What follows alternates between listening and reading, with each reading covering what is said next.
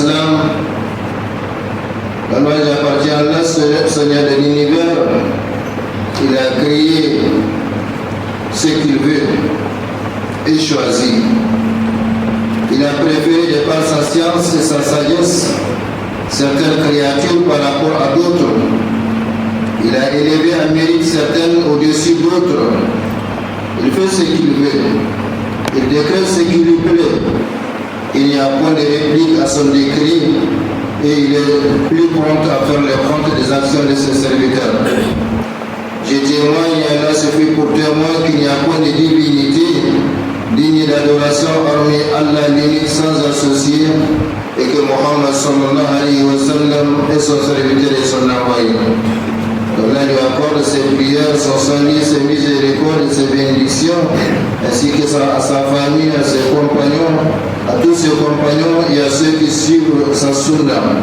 Chers frères et sœurs en islam, craignez Allah comme il le faut et sachez que l'homme a des besoins et des désirs qu'il est incapable de satisfaire dans la plupart des cas.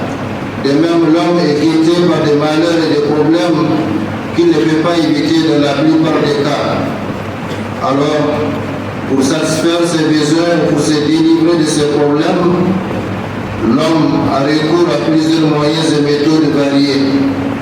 Parmi ces moyens, l'homme cherche auprès de celui qu'il juge pieux l'invocation, comme il évite la malédiction de celui dont il juge l'invocation exaucée, afin de ne pas croître ses maux ni rendre davantage difficile ses affaires.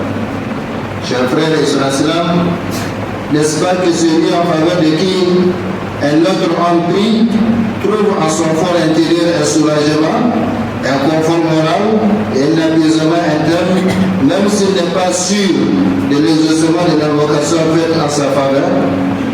De même, un homme contre qui un autre prie, n'est-ce pas qu'il trouve de l'inquiétude dans son cœur, de la crainte et de l'angoisse dans son fort intérieur, même s'il n'est pas convaincu de l'exaucement de l'invocation faite contre lui?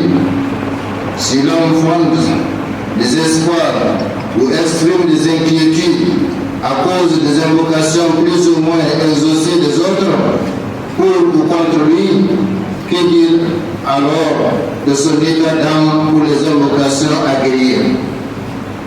Or, chers frères et sœurs islam, de toutes les invocations dites par les créatures de les cieux et sur terre, celles des anges restent de loin les plus exaucées, car ils ne prononcent aucune parole sans être autorisés. Ils n'accomplissent aucune œuvre sans qu'ils aient reçu l'ordre de l'accomplir.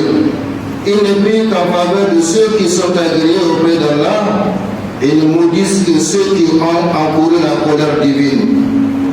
Allah le Très-Haut nous dit dans le Coran: وقالوا اتخذ الرحمن ولدا سبحانه بل عباد مكرمون لا يسبقونه بالقول وهم بأمره يعملون يعلم ما بين أيديهم وما خلفهم ولا يشفعون إلا لمن ارتضى وهم من خشيته مشفقون.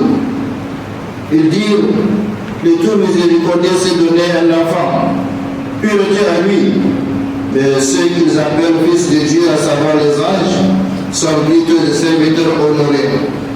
Ils ne dévancent pas son commandement et agissent selon ses ordres.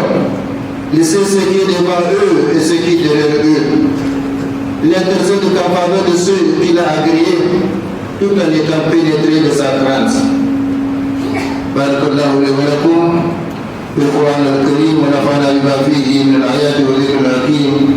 أقول ما تسمعون وأستغفر الله لي ولكم ولسائر المسلمين في كل مكان.